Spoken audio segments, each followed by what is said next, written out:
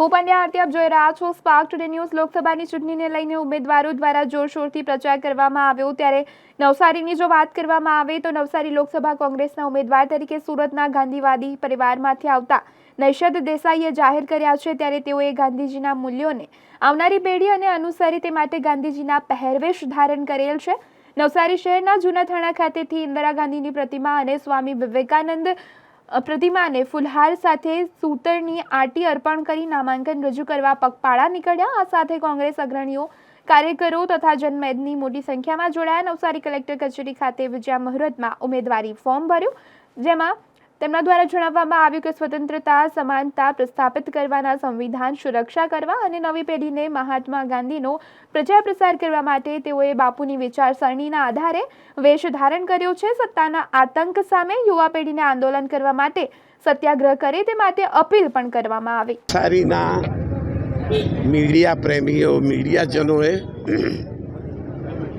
મને સંદેશો આપ્યો હતો કે સરસ્વતીના ઉપાસક અને સત્યવીર સોક્રેટિસને ગાંધીજીના વારસ એવા નવસારીના મીડિયાજનોએ મને આદેશ આપ્યો હતો કે દાંડીના મહાત્મા ગાંધી ભૂલાઈ ગયા છે।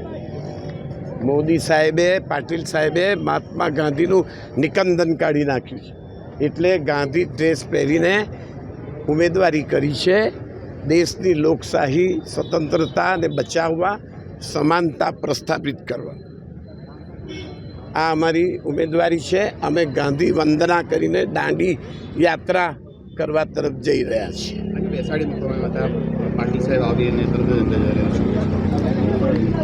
શિષ્ટાચાર, ન્યાય અને સમાનતાનો અમે ગઈકાલે સમય લીધેલો 12-15નો। અમે અહીંયા 12:05 આવી ગયા। અમને 12 કલાક બેસાડી રાખ્યા। અમે આવ્યા એના અડધો કલાક પછી સાંસદ આવ્યા।